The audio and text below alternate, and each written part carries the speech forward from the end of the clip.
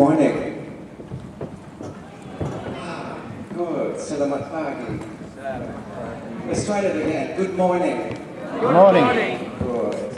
I thought you'd be warmed up for me, so that's great. Well, it's kind of intimidating to be confessing in front of so many.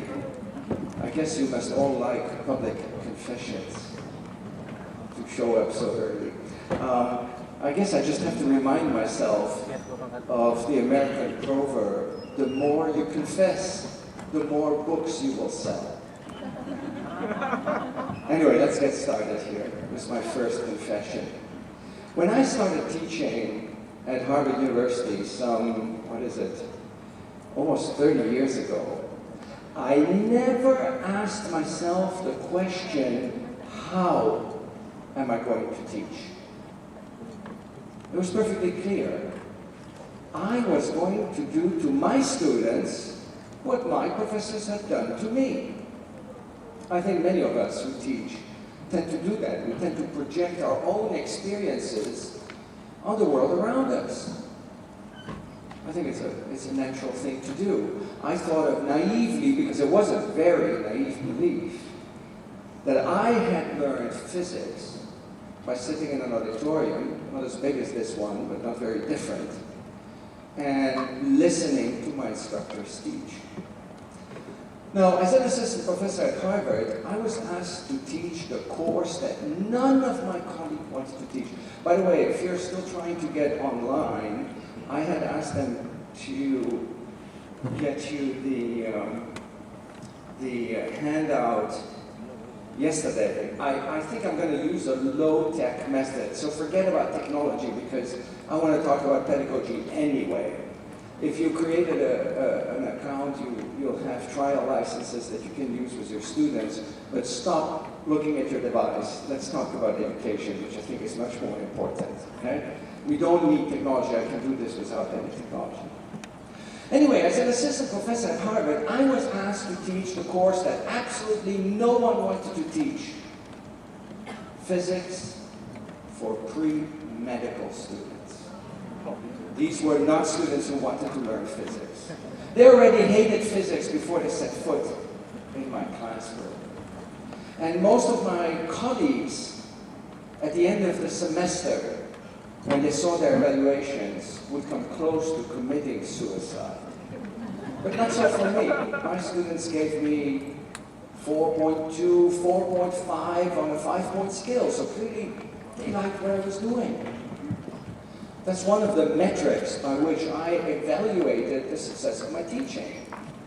Another one was the performance of my students. I could give these students, even though they were not physics majors, some very difficult problems on the exams.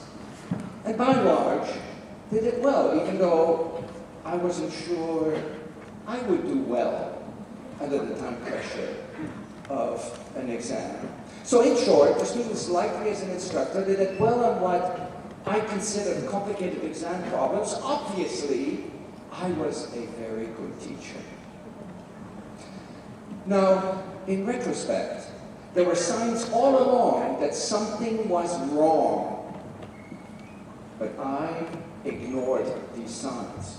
You see, I'm a positive thinker, so if I get negative signs and positive signs, I ignore the negative ones and focus on the positive ones. I don't know about you, you do the same thing. Let me give you some example of some of the negative signs. Each year, in spite of giving me high marks for my teaching, some students would write down at the bottom of their evaluation form, where you could write comments, they would write, "Physics is boring," or "Physics sucks." I could never make any sense of these remarks. I mean, what is more beautiful than understanding how the world around us works? So, since I couldn't make any sense of those remarks, I simply ignored them. Same thing happens when I go to a party and people ask me what I do for a living, and I tell them I'm a physicist. Oh, physics. I had such a hard time with physics in high school or college. I was embarrassed. I don't know why people are so frustrated by their science education in general and physics in particular. Or my dentist, who I recently visited, and I couldn't even speak back because I had the thing in my mouth. He said, "Oh, you're a physicist. I got an A for physics in college, but I really didn't understand anything." Anyway, I told you, I decided simply to ignore these negative remarks and focus on the positive ones. And for many, many years, I lived in this illusory world of thinking that I was a good teacher. Anyway, I think I should start with a little exercise. And I make this interactive, so if you think you can get away by sitting passively here, you're in trouble. This is your last chance of leaving, because I'm going to engage you. I'm going to engage all of you. In fact, if I see somebody not engaged, I'm going to walk down the stage and come right up to you with this microphone. So be prepared to get engaged. Let's start by a little exercise. Yesterday, somebody asked a very good question, somebody from the audience, about, can we please focus on education and talk about what education is? I don't know about you, but I didn't hear any answer to that question. So one of my goals today is to come up with an answer to that question. So why don't you all take a little piece of paper, or if you already have your device in front of you, you can use that device. I'm going to ask you a very personal question. And I'm going to ask you to write down the answer to that personal question on your device or little piece of paper. You will not have to reveal it to anyone. Okay, it's private information, but I do want you to commit to it. Here's the question. If I can advance my slide. There we go.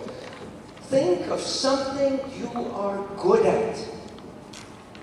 Something you're proud of. Something you know you do well. It could be solving partial differential equations. It could be baking cakes. It could be public speaking.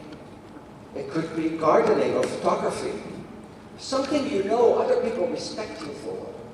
Ideally, I want you to choose something that has been important in the advancement of your career. And you're all successful individuals, so it shouldn't be that hard to come up with something.